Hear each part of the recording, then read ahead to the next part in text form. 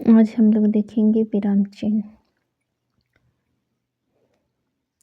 विराम चिन्ह को दो वर्गों में वर्गीकृत किया गया है, जिसमें पहला है विराम चिन्ह जो कि रुकने के लिए यूज करते हैं। वाक्य में जब रुकना हो तो विराम चिन्ह का यूज करते हैं। और दूसरा है मनोभाव या भाव चिन्ह जो कि अपनी भावनाओं को व्यक्त करने के लिए इस चिन्ह का उपयोग करते हैं। इससे पहले हम लोग ये चिन्हों के बारे में देखने से पहले हम लोग इसके बारे में कुछ पढ़ लेते हैं।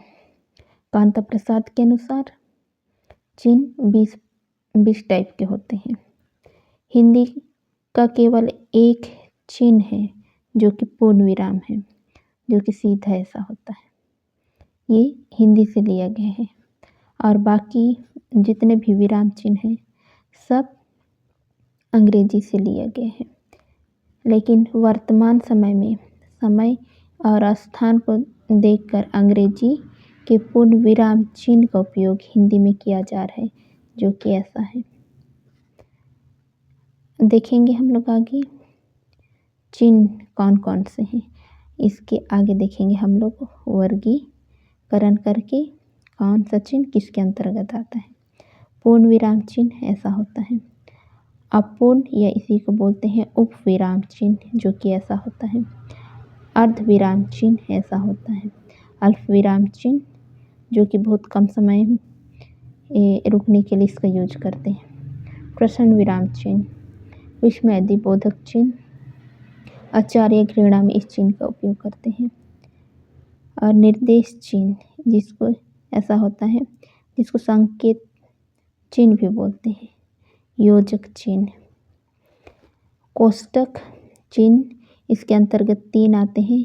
एक तो छोटा कोष्टक होता है, दूसरा है मझला कोष्टक और तीसरा है बड़ा कोष्टक। 10वां नंबर है उदाहरण या अवतरण चिन्ह, जो कि किसी व्यक्ति द्वारा बोला गया है उसको हूबहू लिखने के लिए इस अवतरण चिन्ह का उपयोग करते हैं। 11वां नंबर है पुनरुक्ति सूचक, जो कि डबल होता है। दूसरा है लाघव चिन्ह, तीसरा है विवरण चिन्ह, इसी को बोलते हैं आदेश चिन्ह।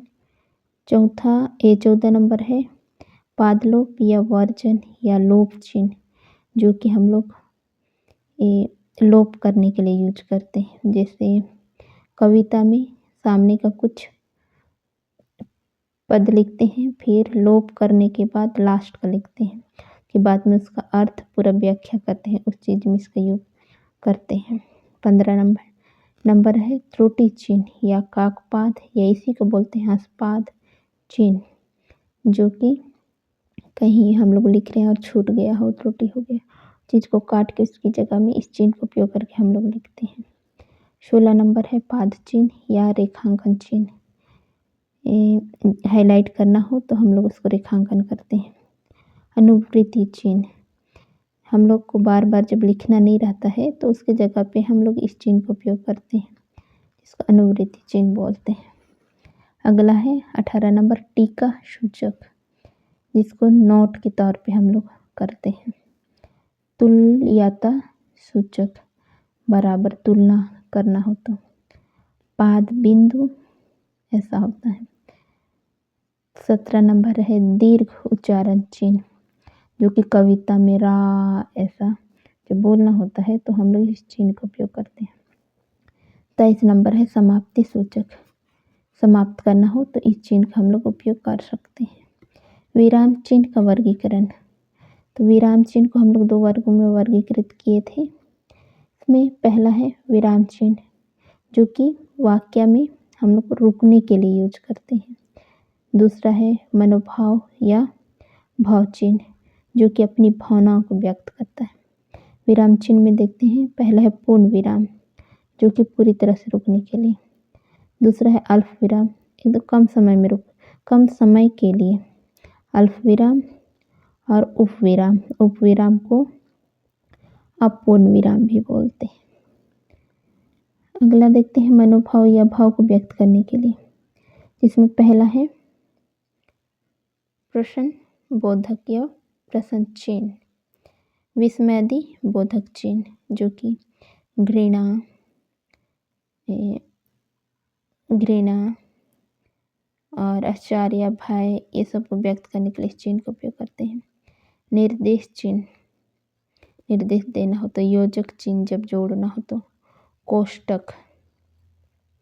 उदाहरण या अवतरण चिन्ह, लाघव चिन्ह, विवरण चिन्ह, लोप या वर्जन, पदलोप, त्रुटि चिन्ह और अनुवृत्ति चिन्ह, ये भावनाओं को व्यक्त करने के लिए इस चिन्ह का उपयोग करते हैं। और इधर का विराम चिन्ह जो कि हम लोग पढ़ते हैं उस समय रुकना हो, लंबा समय के लिए रुकना हो तो पूर्ण विराम, कम समय के लिए अल्प विराम, तो ऐसे हम लोग रुकने के लिए करते हैं और इसमें अपनी भावनाओं को व्यक्त करने के लिए करते हैं। आज के लिए वीडियो बस इतना ही। आई होप आप लोग को समझ आ गया होगा। वीडियो अच्छा लगे तो सब्सक्राइब कर दीजिएगा। Thank you.